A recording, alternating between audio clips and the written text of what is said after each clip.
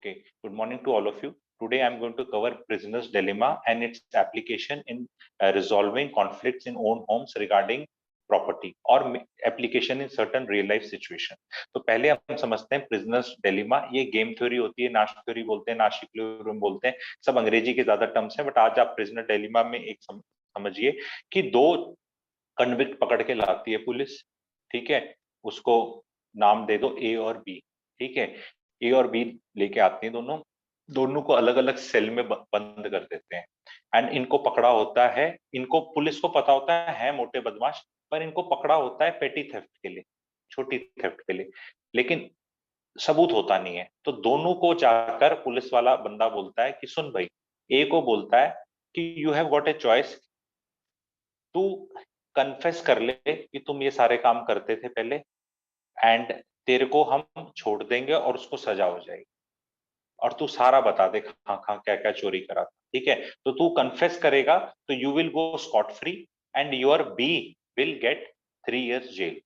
और अगर तुम दोनों ने कॉन्फेस कर लिया तो तुम दोनों को 2 साल मिलेगी. तूने भी उसका बता दिया, उसने भी तेरा बता दिया, तो सजा 2 साल होगी.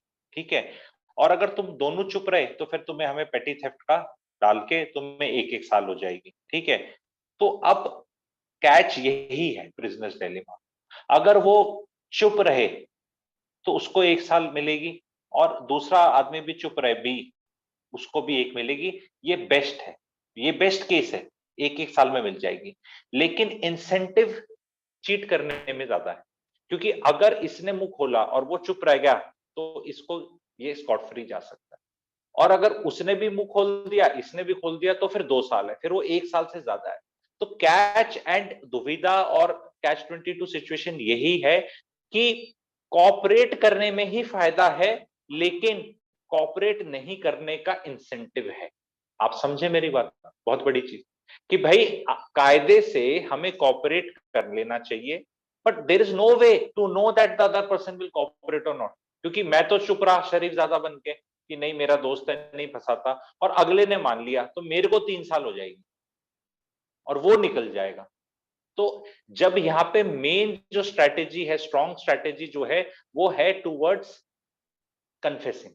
द सेम थिंग अगर आप बचपन में जाओ, टीचरों ने स्कूलों में यूज करी है, क्लासेस में यूज करी है, जब बच्चे होते थे, पेरेंट्स यूज करते हैं ये चीजें, एम्प्लॉयर्स यूज करते हैं ये चीजें बीवियां यूज करती हैं, ये वाली चीज हर चीज जगह यूज होती है. कहाँ कहाँ यूज होती है, कमेंट सेक्शन में अगर आप डालोगे प्रैक्टिकल इस एग्जाम्पल में तो बहुत मजा आएगा, मुझे लगेगा मैं आपको समझा पाया. अब मैं आता हूँ इसको रियल एस्टेट के साथ जोड़ता हूँ. कई बार क्या होता है, दो भाई होते हैं या भाई बहन है या दो बहनें हैं, तो परिवार के अंदर प्रॉपर्टी का डिस्प्यूट है. प्रॉपर्टी का नॉर्मली सबको पता है कि अगर दो हैं तो आधी आधी होनी चाहिए.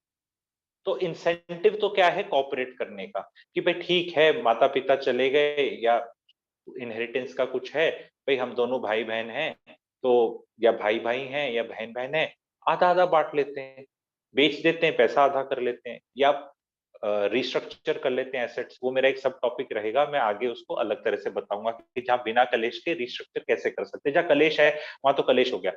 अब उसमें अगर किसी एक भाई का फिजिकल कब्जा है, या पिताजी चले गए, माताजी ही रह रही हैं, और माताजी जो सास हैं उनकी छोटे भाई की या बड़े भाई की, एक पर्टिकुलर भाई जिसके साथ रह रही है उसकी बहू के साथ बनती है और दूसरे के साथ कट्टी है, तो अब ये वाला जो दूसरा बच्चा है जो माँ के साथ रह रहा है, ये कहेगा कि तू बदतमीज भाई है, बदतमीज सिबलिंग है, एंड मैं माँ का ख्याल रख रहा हूँ, और सिंस मैं माँ का ख्याल रख रहा हूँ तो भाई अब ये तो मेरा ही है. ऐसा आपने खुद देखा है परिवारों में होते हुए? आप ये मानते हैं कि ऐसा कुछ स्टोरी होती है, आप में से किसी के साथ घटित हुई है, आप खुद घटित कर रहे हैं, आप खुद वो भाई हैं जो मारने वाले हैं पैसा अपने दूसरे भाई का, जस्ट बिकॉज उसने माँ बाप का ख्याल नहीं रखा. ख्याल रखना तो अलग चीज है, ख्याल रखना पंजाबी बाग की 200 गज का जो 10 करोड़ 12 करोड़ का 6 करोड़ के इक्विवेलेंट ख्याल कोई नहीं रखता, ठीक है। Let's be very very clear, ठीक है। एक मेड का 10,000 20,000 होता है, कुक का 10-20,000 होता है, नर्स का 10-20,000 होता है, और पैर दबाने वाले का 10-20,000 होता है। अगर सब भी ऐड करके आप खुद ही सेवा दे रहे हो तो लाख रुपए की हो जाएगी, साल की 12 लाख की हो जाएगी, 10 साल से कर रहे हो तो 1 करोड़ 20 लाख की हो जाएगी। उसमें आप 12 करोड़ मार रहे हो ये कह के, तो ये मैं एस्ट्रोलॉजी में भी समझाऊंगा, ये भी पाप है। पर होता क्या है, लोग अपनी कॉन्शियस धो देते हैं कि नहीं मैंने ख्याल रखा, मम्मी मुझे प्यार करती है, नहीं आई डिजर्व इट, वो तो कभी आया ही नहीं, वो तो फॉरेन कंट्री चला गया, अरे फॉरेन कंट्री में उसने बहुत पैसा कमा लिया, why does he need it, अरे I am the one who needs it, अरे my kids are not doing well, अरे my wife is the one who struggling and giving chai and doing everything. हम ही सब कुछ करते हैं, मम्मी का पापा का, हम ही सब कुछ करते हैं। क्या सब कुछ करते हो भाई, कितना सब कुछ करते हो, हमने बहुत किया, ठीक है।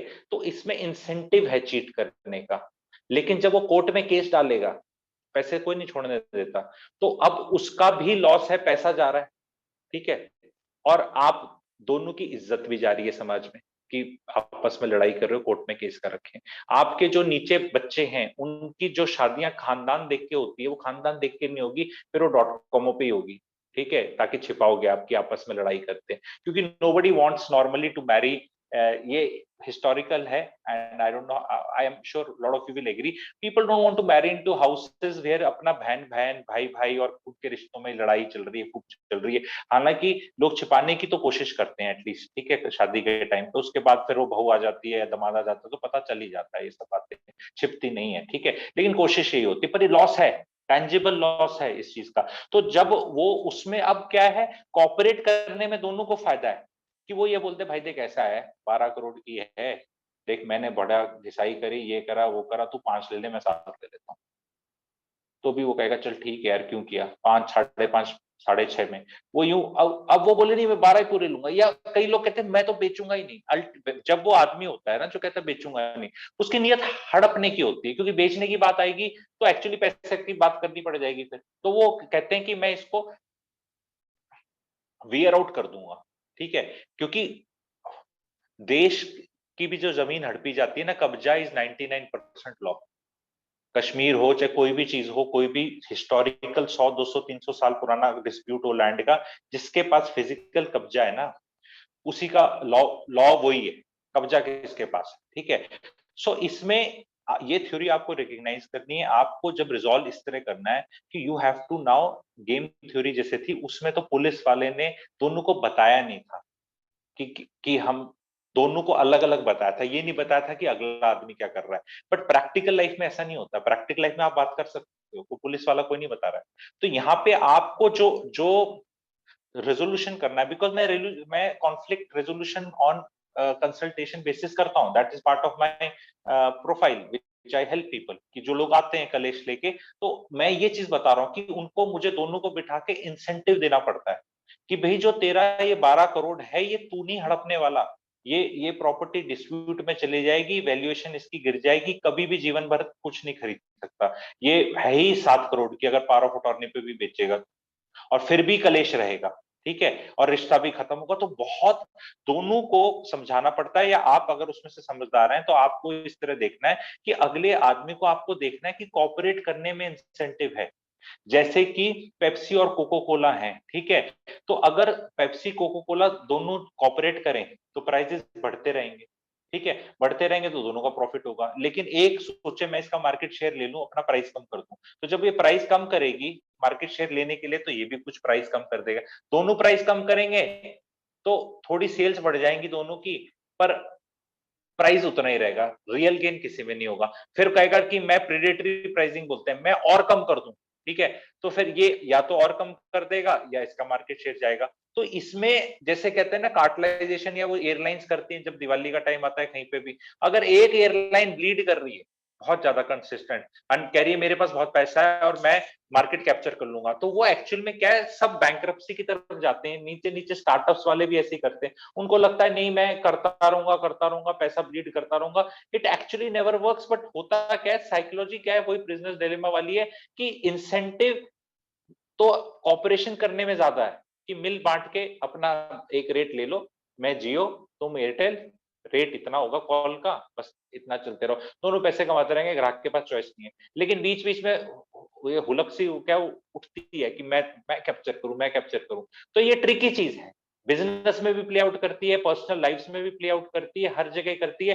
कहाँ कहाँ इसको आप अप्लाई कर सकते हो, इन चीजों को आप देखो। जब आप नौकरी के लिए जाते हो, ठीक है, और आपका वो होता है, फिक्स करना होता है इंटरव्यू के बाद, जब सैलरी फिक्स होती है, तो अगर वो कुछ आपको ऑफर करते हैं और आप चुपचाप मान लो, तो आप ठगे से महसूस हो गए, यार और मांग लेता, मैंने तो नेगोशिएशन ही नहीं करा।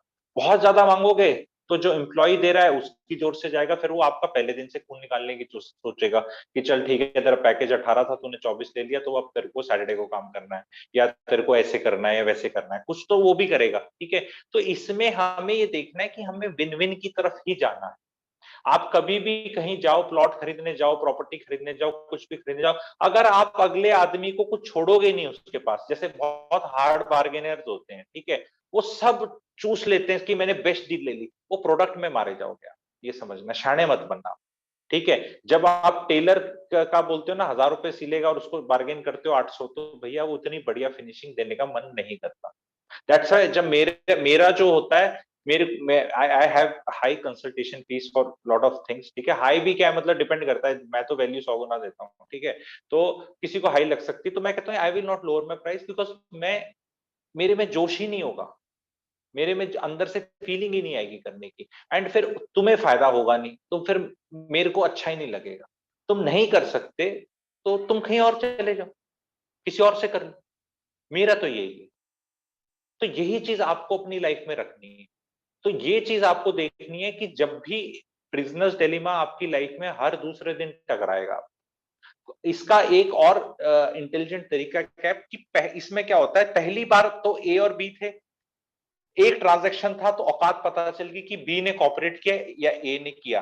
तो जो ही रिलेशनशिप में, तो अपना जब आप एक वो बना लेते हैं, ऑरा बना लेते हैं कि मैं तो कॉपरेट करने वाला इंसान हूं, तो आपकी मार्केट में वैल्यू बढ़ेगी, because people will start trusting you in A way that यार हाँ ये तो कॉपरेट करेगा, your behaviour can be predicted that ये विन विन सिचुएशन वाला है, फिर आप लोग अट्रैक्ट कर लोगे, चाहे अपनी नौकरी पे हो, चाहे वर्क प्लेस, चाहे बिजनेस, चाहे फैमिली रिलेशनशिप्स। क्योंकि जब कई बार ऐसा लगता है ना कि यार मैं तो ये कर दूंगा, बट ये आदमी करेगा नहीं करेगा, और अगर इसने नहीं किया तो मैं ठगा महसूस करूंगा, तो वो अगर आपने अपना एक रेपुटेशन बना लिया अच्छे वाला, तो than others will also cooperate, क्योंकि ये आइसोलेशन में था।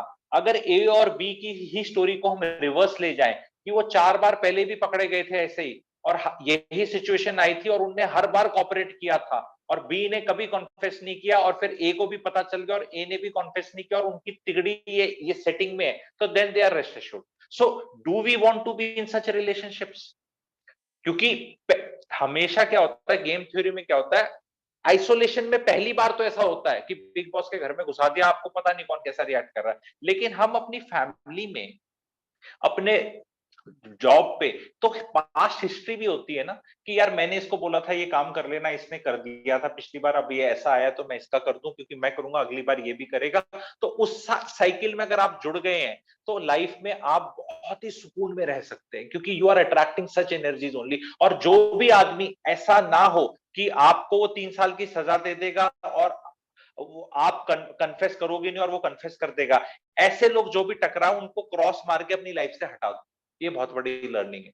जो भी आपको ऐसा लगता है, फिर उससे बदला मत लो, इंटरेक्शन उसका जीरो कर दो, रिश्तेदार हो चाहे कोई दोस्त हो चाहे कोई मर्जी, बोल भाई ये ठीक नहीं है, तू काट, आदमी ठीक नहीं है, तू वैसे दुनिया के लिए ठीक होगा, मेरे लिए ठीक नहीं है। तो दिस इज, जब you will do this, you will surround your self with people. अब इनको कोई पॉजिटिव पॉजिटिव होगा, पॉजिटिव नेगेटिव कुछ नहीं होता, एक आदमी 100 आदमियों के लिए पॉजिटिव हो सकता है और आप ही के लिए नेगेटिव है। आप कब तक प्रूव करोगे कि यार एक्चुअली वो नेगेटिव है? दुनिया तो यही कहेगी कि नहीं, हमारे साथ तो सबके साथ अच्छा, तेरे में कुछ कसूर होगा। तो हम ये एनर्जीज में बहुत वेस्ट कर देते हैं, trying to paint somebody in good और bad light. Why should you paint him to in front of somebody in some light? आपके लिए वो अच्छा है, दुनिया के लिए खराब है, आपको क्या ठीक है, आप अपनी लाइफ आराम से जियो। आपके लिए खराब है, दुनिया के लिए अच्छा है, आप उसको हटा। ये अब हर चीज में मॉरल एथिक्स ला ला के जहां जरूरत भी नहीं है अपनी लाइफ में, हम अपनी लाइफ को बहुत कंफ्यूजन में डाल देते हैं। I will stop the recording now, I will take the question.